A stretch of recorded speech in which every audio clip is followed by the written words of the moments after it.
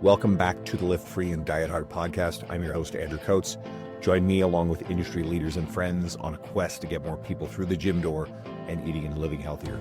Join me where evidence meets empathy while rejecting fitness industry fads and extremism. Let's begin.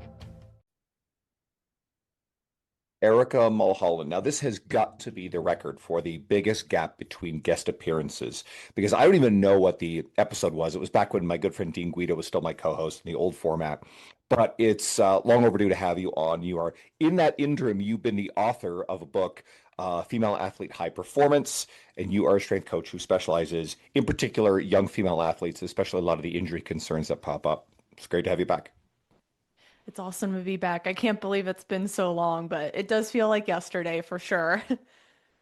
And you and I, we were circling each other a long time ago. We were both doing a lot of article writing. It would have been 2018-ish, and we were both getting shared frequently on the Personal Trainer Development Center's weekly best articles list. And that's how we kind of got to know each other. And I know the podcast appearance sprung out of that, but you've been up to a lot in the interim. So let's dive right in because this is a big thing. Are injury rates higher in young female athletes than male athletes? Oh, this is the question of the decade. I think there's a lot of confusing messaging in the female athlete space. Mm. And I follow a lot of the work of Dr. Sophia Nymphius, who's recently been myth busting all of this. And she's saying it's not necessarily a female issue. It's more so, it's just athletes in general who are detrained. So Okay. when they're playing their sport and their capacity isn't meeting the demands of their sport, that's essentially when injury occurs. So it's really hard to make such a blanket Mm. statement. You see it in the media. It's just those sensationalist headlines. Oh, female athletes are tearing ACLs depending on the study, anywhere from 2 to 8 times as much as boys. Mm. But it's way more complex than that. And what these people aren't really looking at is, okay, are these athletes trained? What's their training age? Are they doing a quality strength and conditioning program, or are they just doing mini band work? And so there's a lot that goes into it. And injuries like an ACL really are fatigue injuries, and they're happening because youth athletes are now required to play sport at much more volume than when you and I Mm. were growing up. So nowadays it's year round, and a lot of them are playing more games than actually really training and getting a training adaptation. So, we can turn our head the other way and just blame it on female athletes and gender or hormones and menstrual cycle, because Mm. I think it's easier to do that. It's easier to make that as the excuse. But when you really look at the root of the problem, it takes work. It takes work for female athletes to carve out time and prioritize a strength and conditioning program. And it takes work from the adults in female athletes' lives to really do their part too. Are parents overscheduling their daughter on multiple teams in a season? Are coaches not periodizing and planning practices appropriately?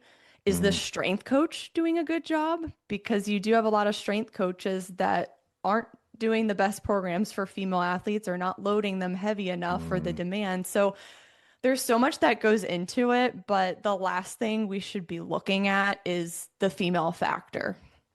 Well, let's debunk a few of the common claims then, because you seem to know these stuff on this pretty well.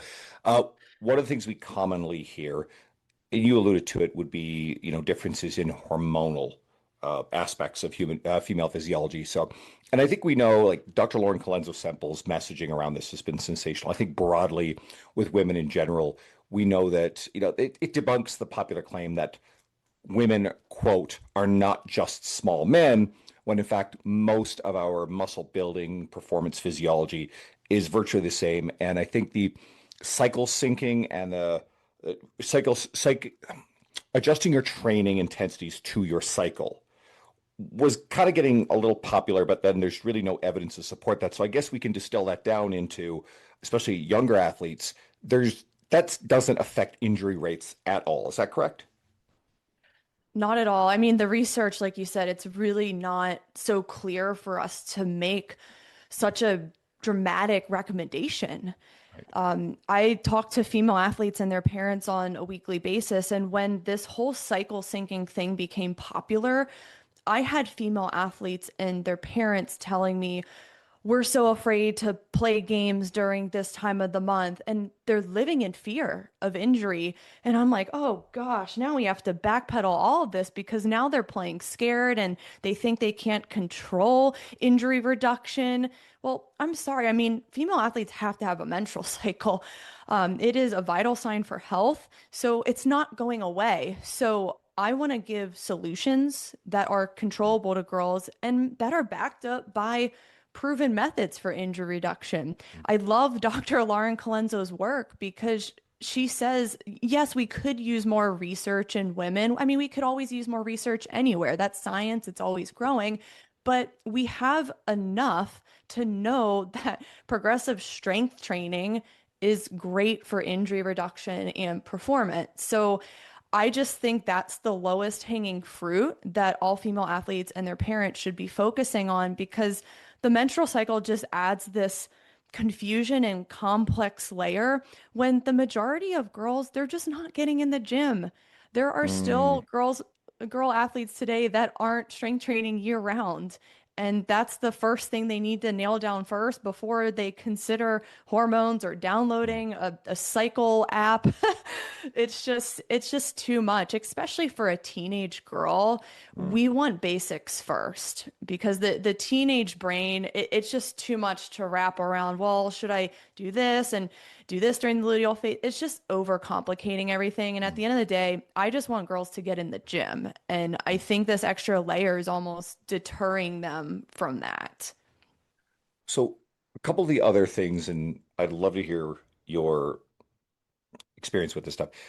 We at least anecdotally hear that ACL injuries occur at higher rates in young female athletes than male. Maybe that's wrong. Um, and now I know you and I talked before this, and you didn't necessarily feel as confident about this particular area, but I also am of the anecdotal understanding that concussions occur in higher rates in young female athletes, especially like soccer players than male. Maybe this is not correct. I would love it if someone knows the data on this and can message me. And I think one of the beliefs about it, you kind of alluded to this one with the I think historically, at least, young male athletes were getting into strength and conditioning quicker than young female athletes. And once you get past puberty, you see a difference in the muscularity between young men and young women, in particular, upper body muscularity. There is a definite difference between men and women there. And I believe, as I understand it, one of the theories with the concussion stuff is there's less muscularity around traps neck support around there. So mechanistically, that seems to make logical sense to me. Now, I don't know if we have good data on that. Again, I would love to hear someone say it, but let's bring it back down to the core principles here. Is the lack of strength training, strength, and muscle overall at least a significant contributing factor to injury risk broadly? And then maybe you can speak to specifically with knee injuries.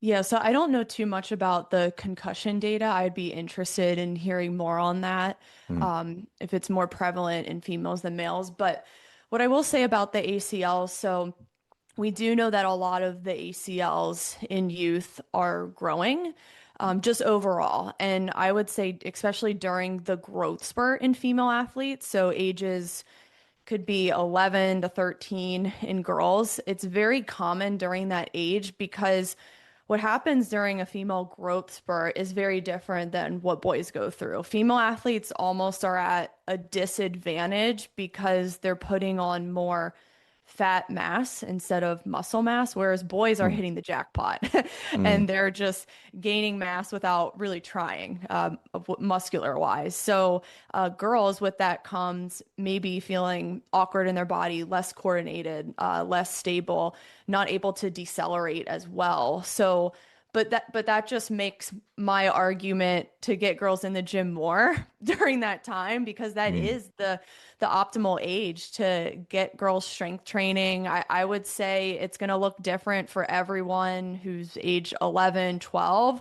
If an athlete can move well, we'll load them pretty quickly, whether it's with dumbbells or progress to a hex bar. It's very individual, so I can't say on this podcast like what age they should start hex Mm, bar deadlifting. You have to see a mm, professional for that, but I would say generally during the growth spurt, to get girls working with a strength and conditioning professional who understands how to start beginner athletes in the gym and really progress them well, teach them all aspects of performance training, not just the strength building piece, but also really how to decelerate, do mm, jumping and landing drills properly, master them on flat ground before going to a box or a depth drop, mm, and really working on true plyometrics and being able to pop off the ground with the correct part of the foot and build reactive strength.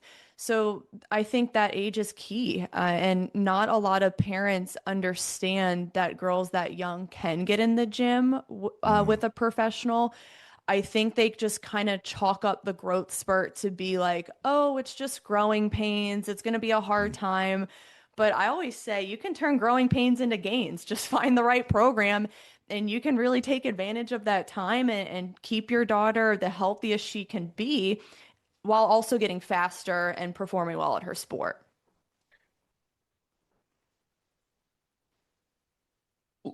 Okay, a couple places I want to go with this one. Injury mechanisms.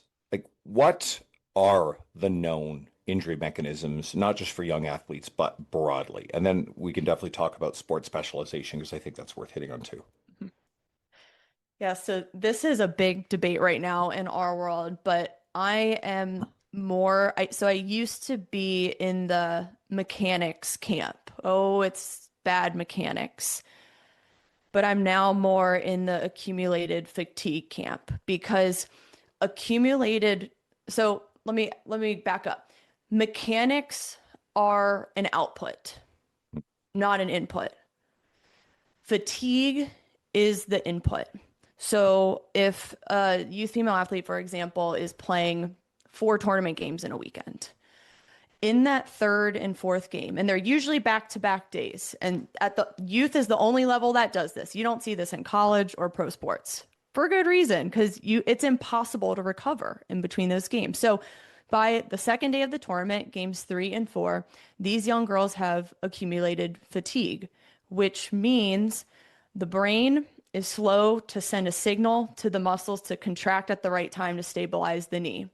Mm, And that leads to poor mechanics. mm, So mechanics aren't the start of this process. They're because of the accumulated fatigue mm, and then the weak muscles and lack in capacity. So I think so many people are just blaming the wrong things again. And they're talking about knee valgus.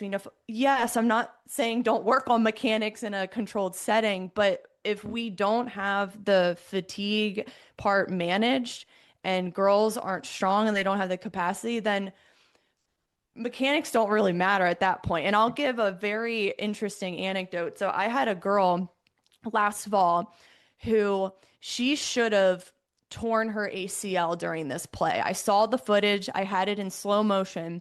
So she was planting her foot. A defender sprints into the side of her knee. The knee buckles and caves in during a foot plant, which mm, is textbook mechanics for ACL rupture. She didn't rupture it. Why? Well, she had one game that weekend, so she was completely fresh and she was insanely strong. She can deadlift mm, 1.5 times body weight, at least squat her body weight. We've worked extensively on deceleration, and she was saved in that moment of poor mechanics because she was mm. strong enough to contract at the right time for the ACL to keep its integrity. So that just kind of dispels the mechanics crowd that poor mechanics cause Mm. injury or are the only cause of injury. I think analogous to this, and I'm by the time this is aired, I'll have done a talk in Calgary for the NSCA, and it's actually on injuries and training with an injured limb. Uh, and we've been around the industry forever, and everybody thinks, oh, form equals injury risk, bad form equals injury risk. It's like, okay, well, like in any discussion, first of all, we have to define and agree upon a definition of something. So what defines bad form? It's like, well, there are definitely things that you spend enough time around the gym, you look at, you go, Okay, I know that's kind of bad form. It's like pornography. I can't explain what it is, but I know it when I see it, right? The old saying. But even then, it's the body's pretty resilient, and it's not, the research does not seem to point strongly that form is a primary mechanism to injury risk. I'm not willing to say, like some people, that there's no relationship. But okay, well, what causes bad form in a lot of cases? Well, so it comes back to load management. So you've been describing load management. You didn't use those exact words. It's a Yep. term I like because it seems to make sense. It's the accumulation of load, intensity, frequency of exercise. It can be for sport and playing game. It can be strength training in the gym, but it's all of those things combined, which creates fatigue. And what usually happens in the gym where you see some sort of like really goofy form, it's actually a load problem. Someone is lifting more weight than they can control, probably too much volume, intensity being like how close to failure. They're just mismanaging all these factors. And that's where the research points to, hey, this increases injury risk. So it makes sense and aligns with what you were saying earlier about playing too many games. And you also said earlier, just the building up the strength and the capacity as well. And that's a key factor here. So too much too soon is a pretty clear injury risk. It creates a lot of injuries. What else are you looking for to manage that we can control? Because there's some things like genetics are an absolute factor in injury risk. Some things we just can't control, but what can we control? Well, can I just expand on Sure. what you said there with the Yeah. load management and just mechanics and this idea of perfect form? Look, I'm not saying don't teach form. Like make sure someone is deadlifting with good posture. I mean, good enough so they're not hurting themselves. But yes, it really does come to set and rep, proper progression and volume. And it's so funny we're having this conversation because I've been really frustrated about this whole topic recently because I had a chiropractor just tell one of my girls that she got shin splints because she has a right hip higher than the other and a rib that's out of place.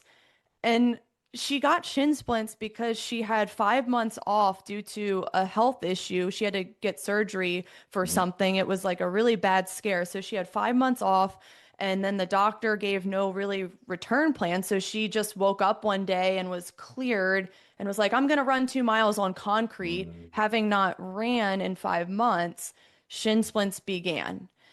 And when someone says it's the asymmetry or your imbalances, then we'd all get shin splints. We'd all be hurt. I have scoliosis. I have a right hip higher than the other. I have a left foot bigger than my right foot. I mean, I have all these imbalances, but I'm not in pain or hurt over here. I do the proper load progression with my strength training and my sprint training, not doing too much too soon, not spiking load too high from week to week. So it's just beyond frustrating. You still have the perfect symmetry, whatever that means. I don't even think some of these people can define it, these chiropractors, and it's just old, outdated knowledge that doesn't apply to the athletes of today. So, yeah, that's just been my frustration.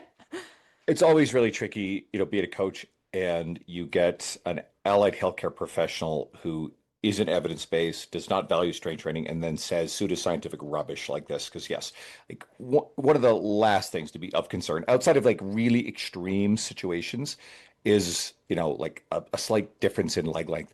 Maybe you've got someone who broke a femur and it rehealed and it like healed a bit shorter. That can happen in rare cases. And sure, okay. But usually again, we're pretty resilient. We're quote from a brilliant strength training chiropractor, muscle doc Jordan Shallow, is we're really good at out functioning our structure. And if the structure is damaged, injured, we can still usually function around it within reason. Yeah. A quick break from this episode to shout out RP Strength and the RP Hypertrophy app. I have a big confession. I've never used a coach before. I've always auto-regulated my training for decades. But I've known Dr. Mike Isertel and Nick Shaw, the founders of RP, for years. I'll get behind anything they create, including years of reading their books, consuming their media, attending their seminars, and having them as guests on the show. And I've been using the RP Hypertrophy app now for several months. And several things have happened. It forced me to make smaller and more gradual but better increases in weight volume across time, like putting 5-pound plates on each side of a leg press. Like, who does that? Never before. Only 45s. It cut out the jump volume It made my workouts faster and more efficient. I show up with a plan. I didn't have to think about what to do. I feel more accountable having a log my progress. And I don't skip things because I don't feel like it. If hiring a one-on-one coach isn't for you, using the RP Hypertrophy app is the next best thing to manage your gains and to take the guesswork out of your program. There's a 30-day money-back guarantee, so you can try it risk-free, and if you don't like it, they'll give you your money back.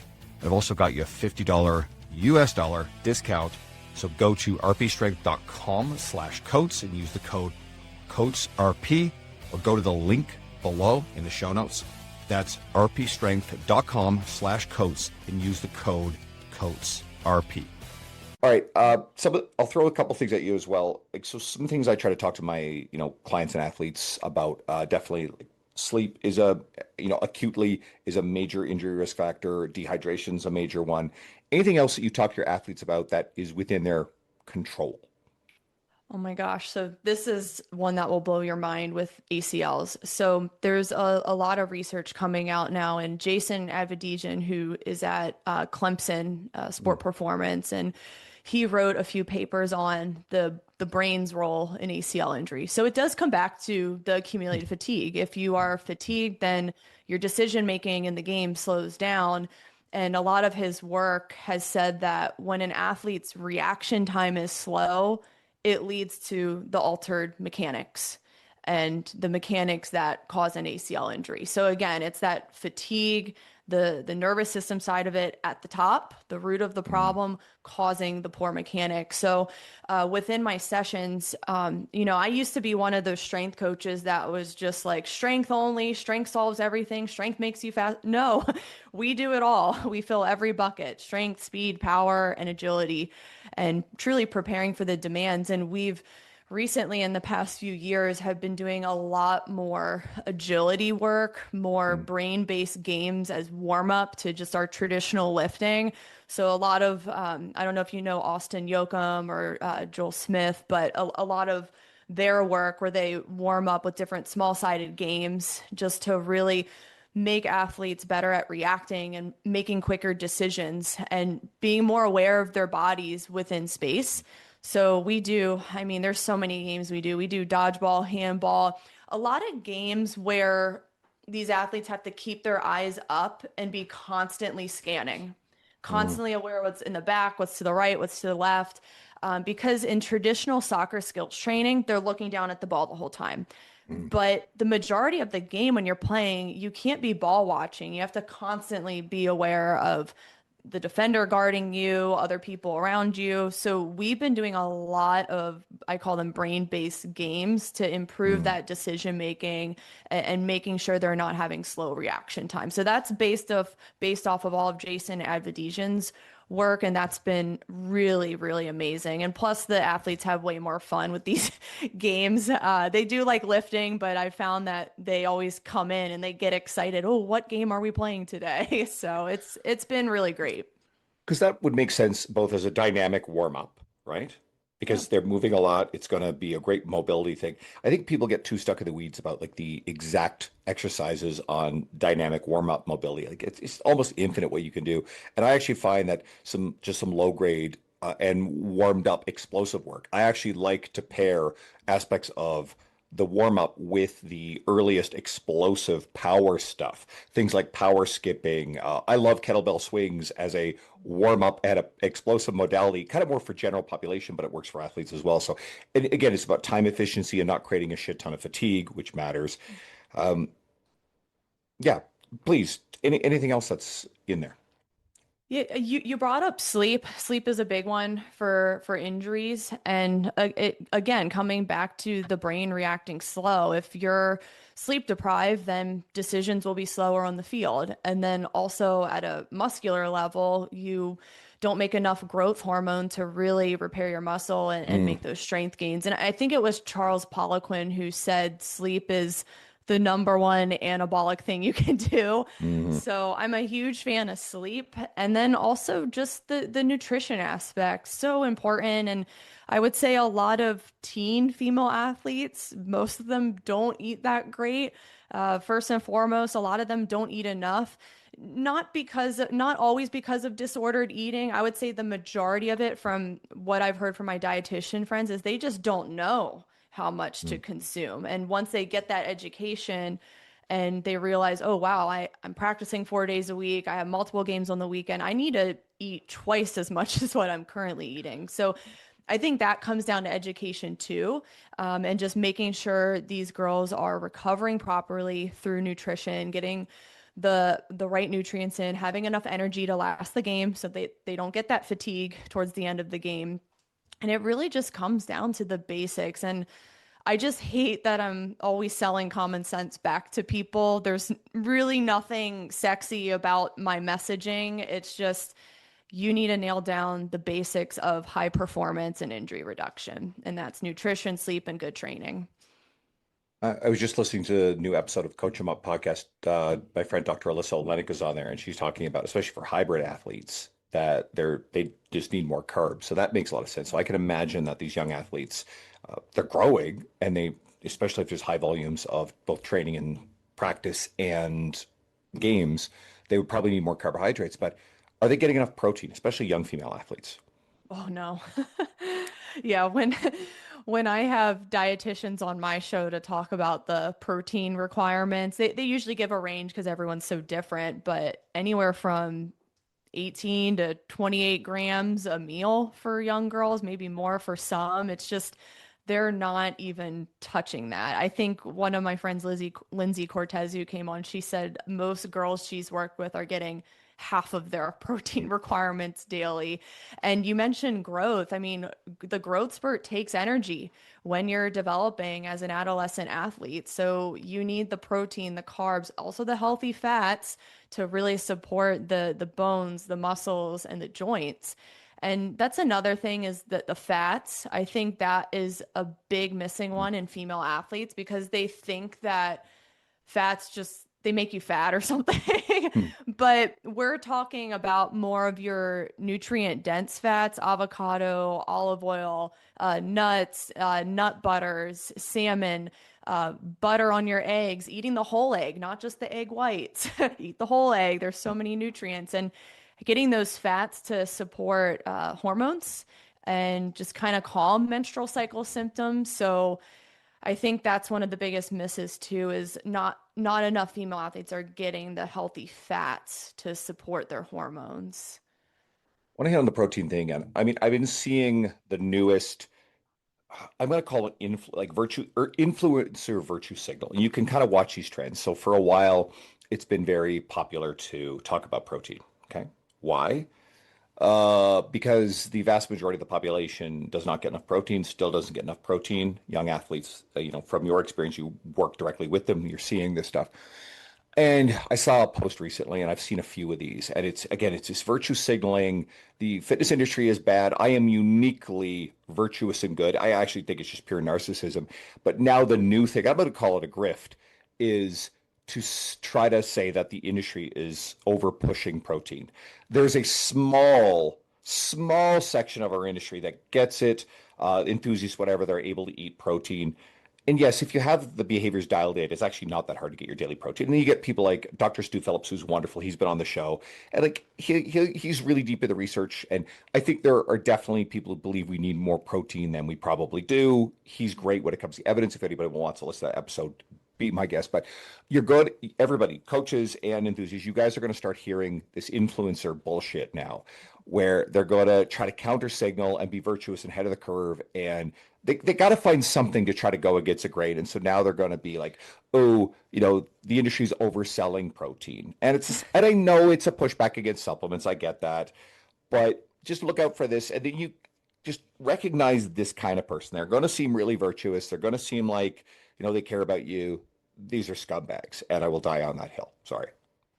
I agree. I think social media is great for many reasons, but I think it's awful for other reasons. And I think there are a lot of influencers that a lot of teen girls are following that aren't giving the best advice for them as athletes. Or you see the what I eat in a day videos of the Pilates wellness influencer, and it's like this doesn't apply to a 15-year-old soccer girl who probably plays soccer 15 hours a week. And it's just stuff like that where I just encourage girls and parents to just unfollow a lot of these people, work with actual professionals. If you really need help making a change with your strength training or your nutrition, just work with a professional because A, they have the credibility, and B, it's going to be individualized to you.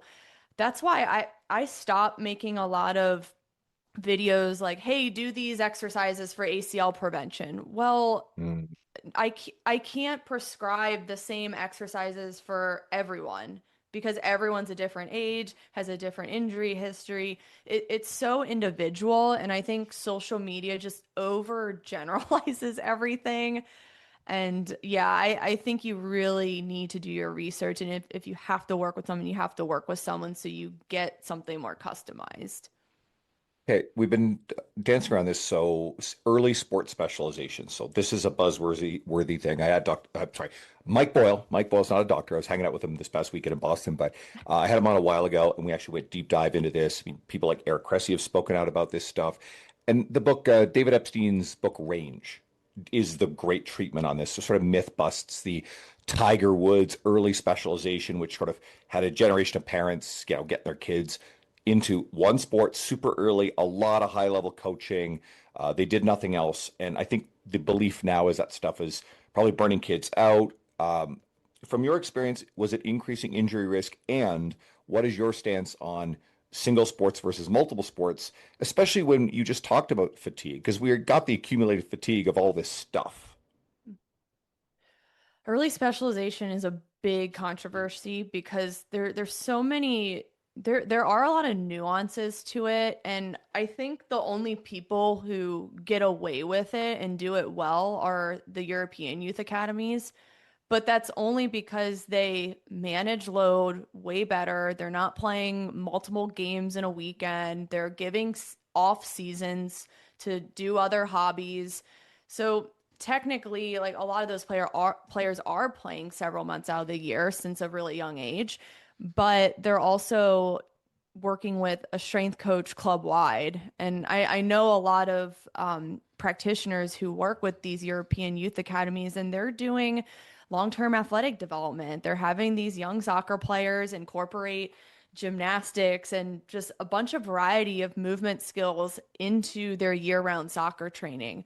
But that's the only time it can work. In the United States, we have it backwards because a lot of these soccer clubs, they don't have a strength coach.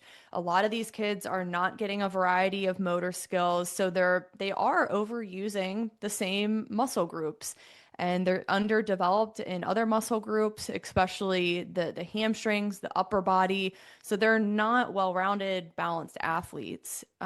So I think it's nuanced. So I don't want to say it's all Mm. bad, but done correctly, it can help. But I still emotionally think multiple sports is better for athletes too, because they get experience with a different environment, different leadership, different teammates, and just gaining communication skills and building new relationships. I think that's really valuable too, if we're just putting all the injury prevention stuff aside. So I will always be a proponent of multiple sports, because if you play soccer, for example, and then maybe you try lacrosse or basketball in the off season, those sports will help your soccer playing, because basketball, it's in a really tight space. You have to play quickly, helps with better decision making. And then when you come back to soccer, the field's a little bit bigger and you're like, oh, I have a lot of room to make decisions here. Basketball, I was forced to think really fast in a tight space, and it helped my soccer playing. So it's called donor sports, where there's transfer from one sport to the Mm. other. Dr. Paul Gamble has great work on all this, but I will always be a huge fan of multiple sports, because not a lot of people will nail it down like a lot of the European youth academies.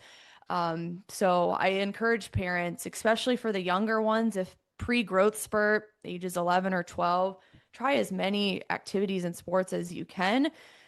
because it shouldn't be that serious at that age. You shouldn't have to commit to a year-round travel soccer team at age 8. You should be free to explore, and I can promise you they're not going to become worse soccer players if they play basketball in the off season. They'll actually come back a better player and more passionate, and maybe they miss soccer a little bit. So, yeah, I will always be a huge fan of multiple sports.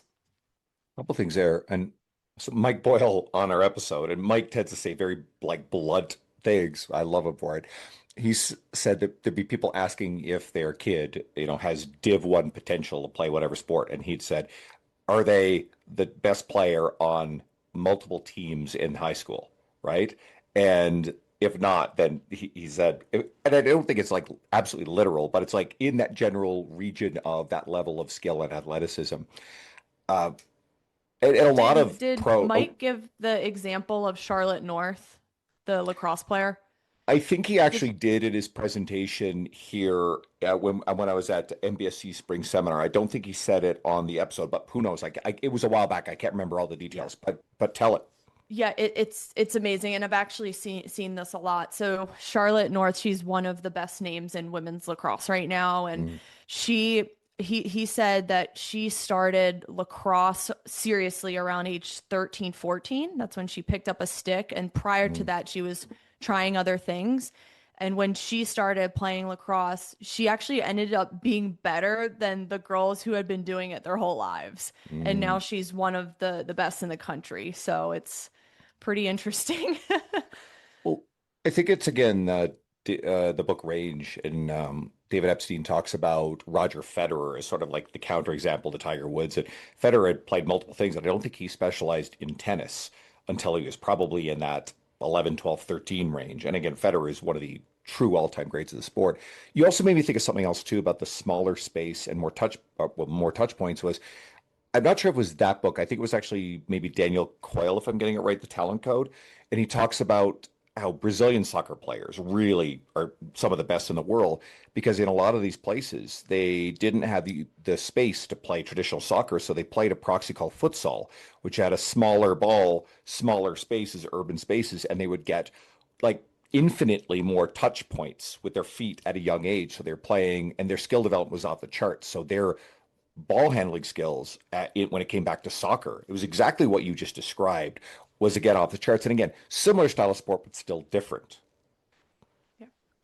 And I used to live in Brazil. I was there for a year. I was actually coaching futsal in the Mm, favelas, and futsal is amazing because it is a smaller ball, it's a heavier ball, and you're playing on concrete. So the ball's moving quick, so you have to play quick and you have to have a really good first touch. You have to be really sharp. You have to be thinking 2 steps ahead of the play. And yeah, it's a very small space. So yeah, futsal's fun and it definitely translates to sharper skills in the game of soccer. you said something else earlier about the European academies, and you alluded to the American system. And one of the things I've always thought is there's misaligned incentives for a lot of different people in and around, whether it's the agents, whether it's the travel sports, the various academies. But there's a lot of money to be made, especially off the parents who really want their kids to excel. So is that a big problem within the specialization? The kids are just doing too much, too many showcases, too many things, pressure on them, pressure on the parents, and the parents top down are pressuring the kids to do it. Can you explain what's going on there? Well, 2 words, private equity. Mm, So private equity is seeing that youth sports it has become year round. So mm, they see the opportunity in putting money into that. And then that raises all of the prices and then more showcases, more tournaments, more games to make more money. So I think we're in a really deep hole right now because the beast is going to just get bigger and bigger because these people see that youth sports it's an annual customer every single year, and that's they see dollar signs with that. So mm. uh, it's a sad picture, Andrew, to say the least.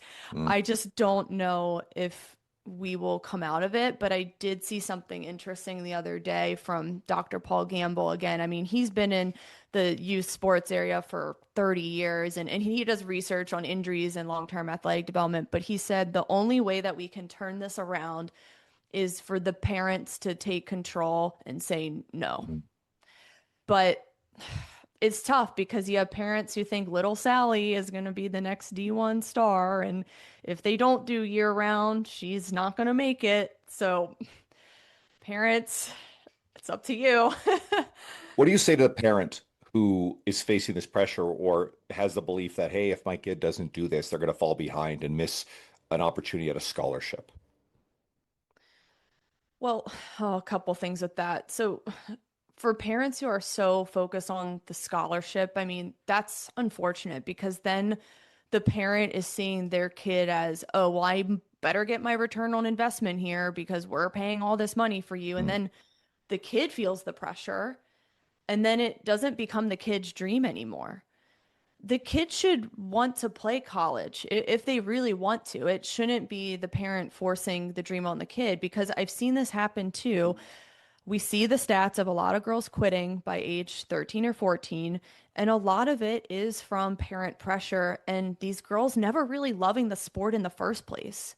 They just did it because mom and dad put them in it and kept paying for it and kept saying, you're going to make it big. And she was kind of lukewarm about it, but just wanted to go through the motions to please mom and dad. And then by the time they get to high school, they're teenage girls. They're like, screw this. I don't want this anymore. And I've heard a lot of stories where girls will wake up one day and they tell their parents, I don't want to play in college.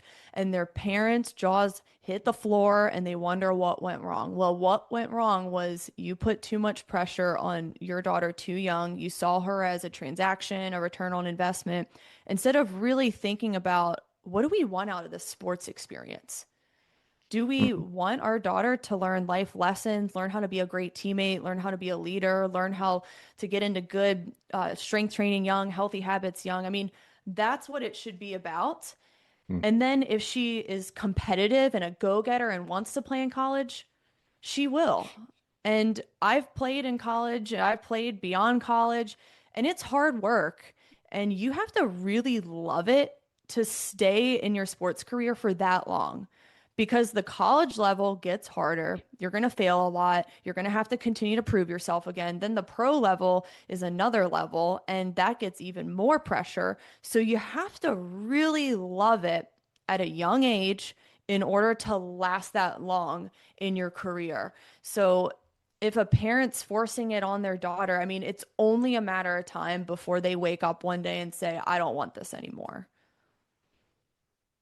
Is the growth and emergence in the mainstream conscience of, you know, high level female sport? I mean, we can look at icons like Hope Solo, I think has been great. I mean, I grew up in the generation of Mia Hamm, so Yeah. like it goes way back, but and I'll sort of preface this a little bit because I think Caitlin Clark, almost singularly, has done more for women's sports than anybody anywhere, and it obviously has caused a big explosion in interest in the WNBA. Some people might debate that the attendance numbers, the ratings, the statistics.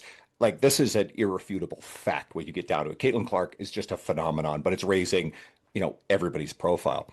And then we've seen a lot. I think the isn't the American women's Olympic soccer team just outperforms the men when it comes to medals and results. So they've done really well. And I guess I don't know as much about the pro league there, but I'm guessing that's done really well. I like to think it in terms of it's changed since, I mean, when I grew up, I'm 48, so always saw like a prominent women's sports was women's tennis. I mean, that almost stood toe to toe with the men's. That was way ahead with Martina Navratilova, Chrissy Everett, Billie Jean King. You want to go back far enough, Steffi Graf, these icons of the sport.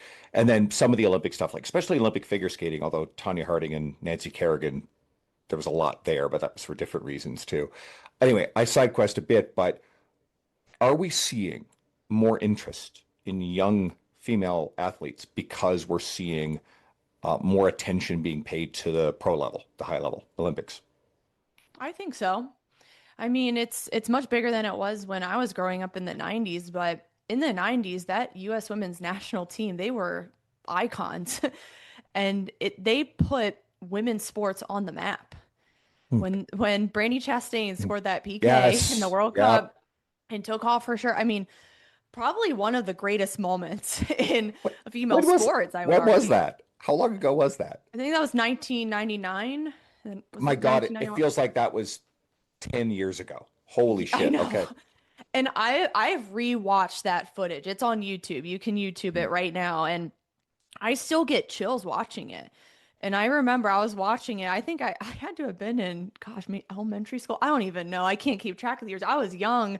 But yes, it was inspiring seeing women crush it and win World Cups. And I love Mia Hamm. I read her book when I was young. So yeah, I grew up watching that team. And for me, that was inspiring. And I actually watched all of their games. It wasn't just when the World Cup came around. I watched anytime they were on TV.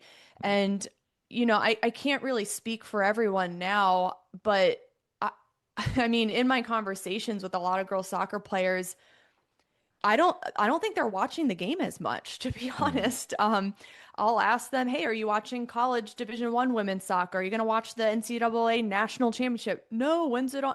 "You're not paying attention to this?"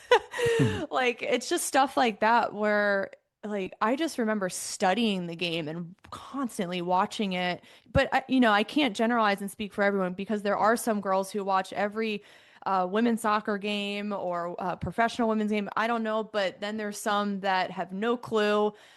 So it's hard to say, but I'm happy that since the 1990s, there's more female athletes of all sports being platformed and they're out there able to inspire girls. So I think that's a big win. And I'll make sure I clarify a point I was making too. I mean, women in sports all around the world have been winning medals and doing well, especially American sport. Canadian women's uh, Olympic teams have been absolutely sensational for a really long time. And in fact, they vastly outperform the men on a world stage here in Canada, right? My friend, old friend Jed Kish was the captain of the Olympic rugby sevens team. They won bronze in Rio. And I mean, she's great. Actually, I still will figure out getting her back on the show. She's an icon herself. But it feels like that the mainstream media is giving more of these sports and more of these athletes more attention in recent years than they got in the past. You're right. And we also, I think you tend to pay attention to the female athletes who you grew up watching, and Mhm. we all ignore the record books from the 50s and Mhm. beyond and Yeah. before our time. But oh my gosh, yeah. I mean, there's so many female athletes that have done amazing things. And back then, there wasn't social media, so people weren't talking about it as much. But now you have female athletes, they have a platform, they have a brand, you can follow their lives and know what they're doing at every moment of every day. So it's just different times now, and I think there's just more buzz around female sports because of the media landscape today. This episode is brought to you by Just Bite Me Meals. I work long days and I won't compromise my client experience or sacrifice my workout, sleep, or nutrition. So I needed a quality and reliable meal prep service so I could save time on cooking and shopping and have more time for the stuff that matters. Net out the cost of groceries and the service isn't as much as you might think, and regular impulsive food delivery apps eating out that cost way more anyway. I get more meal variety and less dishes to clean, and I've been referring clients to Just Bite Me Meals for a long time, and I recently started ordering myself. Food is great. The beef brisket tacos are my favorite so far, and there's a lot of menu choice. Your calories and macros are listed. The portions are great. You can order custom meals. They deliver to your door, or you can pick up from their storefront. And I'm sorry to listeners outside of Alberta, but Just Bite Me Meals is currently just in Edmonton, Calgary, Grand Prairie, and Fort McMurray. Ordering from Just Bite Me Meals made my life easier instantly. And you can get 10% off on all your orders using my code, Andrew Coates Fitness, all caps, on their website. That's Andrew Coates Fitness, all capitals, or go to the link and the code in the show notes. All right. A little side one to finish up on. I saw you post this quote recently. Quote, I'm so sick of the work-life balance crowd who only reads Tony Robbins books. Get to work. You signed up to serve. End quote. So what inspired that? What does that mean? Okay, so where do I start? So I I think I'm seeing this a lot in my industry in strength and conditioning, and I'm curious your opinion as we wrap up here.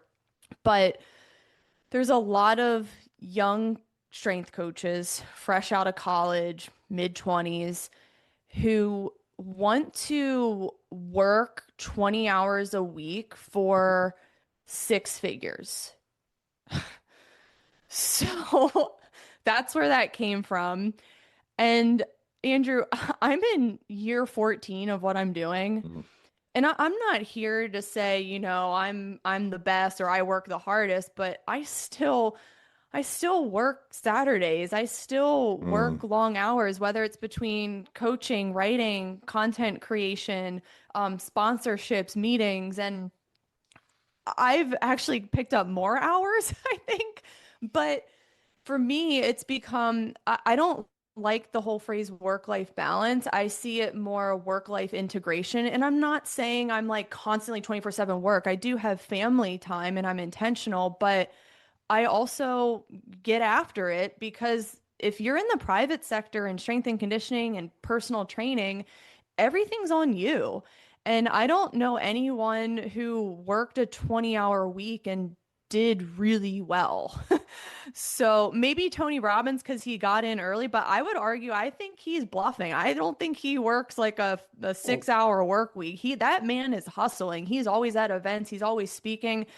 I don't think that man has a 6 hour work week. So I just think oh too many no. young coaches are following these grifters or like a former strength coach or trainer who decided to start coaching business saying, "Oh, you can buy back your time and do this." And I'm like, "Well, why would you grift to business if apparently you had a good Mm, setup as a trainer and you were working great hours and making money? mm. Why would you leave that? Why would you grift to business? Oh, because you didn't become a successful trainer who had a work-life balance." So it was this whole thing that I just see it a lot now and I'm sick of it. I'm calling these people out. What are your thoughts?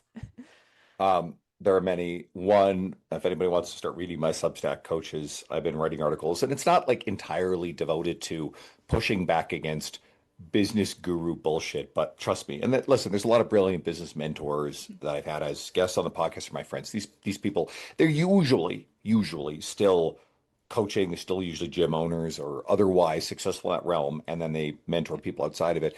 Some people like Jonathan Goodman, he did it for so long, and now he's more focused on being an I author. love him. Jonathan's a great friend. I'll always support Jonathan. His messaging is always really good. But you're right. I've used the word grifter too. I think there's a lot of grifters in that space. I mean, I am a Gen Xer, like definitively Gen Xer. So it's like I'm a big believer in put your head down, pay your dues, do the work, all this sort of stuff. There are no shortcuts. And honestly, there's ways to be smart about this stuff. But I work a high volume of I'm a full-time in-person trainer. I do the podcast 2 episodes a week. Still sneak and travel to speak at events or just attend stuff where I possibly can. I have online stuff. I'm trying to expand there. I'm trying to write more again for Substack. We both have legacies as writers, and I've had ebbs and flows in the volume I've been able to do. And it's just the way I'm wired. And if I have downtime, I'm like, well, what do I do? Like I'm trying to study, learn. The gym's non-negotiable. I don't compromise on sleep. So, I probably need to get more of a life outside of all this stuff. But yeah, I was laughing because if you talk to anybody who's been in strength and conditioning, team sports stuff, private or the college level or pro level, yeah, they're underpaid. There's mountains of work. I mean, this stuff came up a few times in different presentations at MBSC again this weekend. I think if people really are, if some, this is a bit niche question, but if someone's really in that particular world, there's a great book, Ron McKeefrey's CEO Strength Coach is a really good treatment of that entire thing, but also some of the things you can do to sort of escape the anonymity and the low pay and create more opportunities. But I mean, I think we can sound like, because you're younger than me, but we could sound like these old, get off my lawn, this is the gatekeepy type shit. I don't think that's the answer either. I think there are a lot of tools to be more efficient now, but I'm a bit of a workaholic. I mean, I'm a big believer in like I just enjoy it, the practice and the process. It's less about the outcome. The outcomes over the years have been massive rewards because I've just enjoyed every aspect of the process. Like the FaceTime, an hour with old friends, new people I get to connect with in the industry to support other people, share this stuff with the audience. That's priceless. I love this. This is not work to me. And then I pay my Yep. producer to do all the back end shit that I don't like. So thanks, Chris. Yep. I agree, Andrew. And just seeing how you've grown over the past several years, I mean, I never worried about you. I was like, Andrew is going to keep crushing it. And when I revisited your page a few weeks ago when we set up the podcast, I'm like, I'm really not surprised. Andrew still is training a lot of in-person clients, doing his thing remotely, still writing, speaking at big conferences. Really not surprised because you've been consistent and you've also been consistent in your messaging. What you see is what you get. You've always been who you are, and I don't like to use the word grift all the time, but you haven't grifted. You've just stayed consistent with your messaging and who you train, who you work with, and that's just marketing one-on-one. Know who you want to work with, solve their problems, help them serve, and that's going to require more than 20 hours a week. I think a lot of us trainers forget we signed up for this to serve.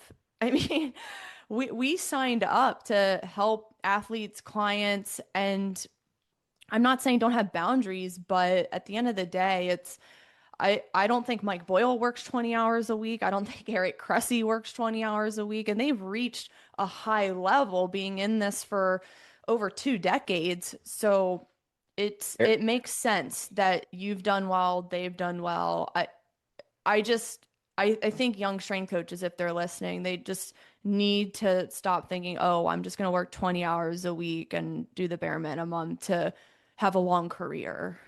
I mean, let's use Eric Cressy. Like, so I don't know Eric personally, but I'm close with both Tony Gentilcore and Pete Dupuis, his original co-founders with Cressy Sports Performance. Eric is legendary for his work output. He's legendary for the volume of articles he was writing, especially in Oh the my early gosh. years as they're building out Cressy Sports Performance, right? And they obviously expanded to locations, and now he's been involved as I try to remember effectively the director of performance for the New York Yankees, right? While he still has, a hand steering CSP. Uh, do you think that man is not working a hell of a lot? He's probably smart and efficient about how he's working, but he's still working a lot. So don't kid yourself. And then Mike Boyle is still doing some coaching, even though like, Kevin Carr has come in now and is one of the ownership is bought into MBSC. But I mean, again, they just put on an event this past weekend. Mike presented, and Mike's actually going to be speaking at, I'll give a shout because now the details are out, Vigor Ground Fitness and Business Summit, Luca Hosavar's event. Erica, you should go there. We should actually get you Oh, there just yeah, to that'd be go and great. meet everybody. And that's November 11th through 15th. I Oh, had the wow. honor of speaking in 2024. I was an attendee in 2021 and 2017 when I Where first is met it? Luca. Renton, Seattle area. So Oh, I anyway, love this is an Seattle. That's iconic awesome. event. And so Yeah. Mike Boyle has been announced as a speaker for it. And Mike does not like to travel, so that's a big deal. Joe DeFranco is in the lineup. Dr. Alyssa Wow. Olenek is speaking. You got Martin Rooney, who's another icon of strength and conditioning. Joel Jameson is an icon of strength and Yep. conditioning. And Derek Hansen as one of the best, most respected sprint coaches in the entire world. And Luca has not finished the lineup yet. Jen Widerstrom is in it, and she works with Arnold's Pump Club, and she was on the later seasons of The Biggest Loser. She's just incredible. So that lineup is only going to grow. So guys, put that That's on your radar. crazy. I will be there hanging out, attending. I always go to events that I've had the previous opportunity to speak at. I love supporting them. That's so awesome. Yeah, and you mentioned Tony Gentilcore. He still blogs pretty much weekly. And he started, when did he start his blog? Early 2000s? I mean, this guy When has I not skipped a beat. when I first started as a trainer over 15 years ago, and I found T Nation very quickly. I mean, Tony was there, Eric Cressy was there, all the old school people that during its heyday. And I think they were probably very early in CSP at that point. So yeah, Tony's been very prolific. Tony's still pretty full time. He does a lot of sorry, semi-private training. So he'll have small group type stuff at his I think it's called Core Collective. He's got a small gym Yep. in Boston. So he's still working hard too, right? These people, he's got a young family, and I think that balance shifts for sure with people. I know he's still writing for, like you said, weekly newsletters. I don't think there's not as much publishing with the big publications now anyway. That's not really a thing, the way that the space has changed. But so you're not seeing us writing for these sort of things much anymore. But you know, a lot of people writing for their own private stuff, and I think there's good stuff there. Yeah. It's awesome seeing you do so well. This is about you, so everybody can go find you at on Instagram, Fit Soccer Queen. And is there anywhere else you want to send people? That's it. Yeah, from there you can just click, I hate to say click the link in my bio, but you can just get everything there. I just keep it simple. I'm sure people can message you if they have questions, but Yes. I want them to dig into your media, especially coaches, parents of young, especially young female athletes. There's just a gold mine here. So keep doing what you're doing. I appreciate you. Thank you, Andrew.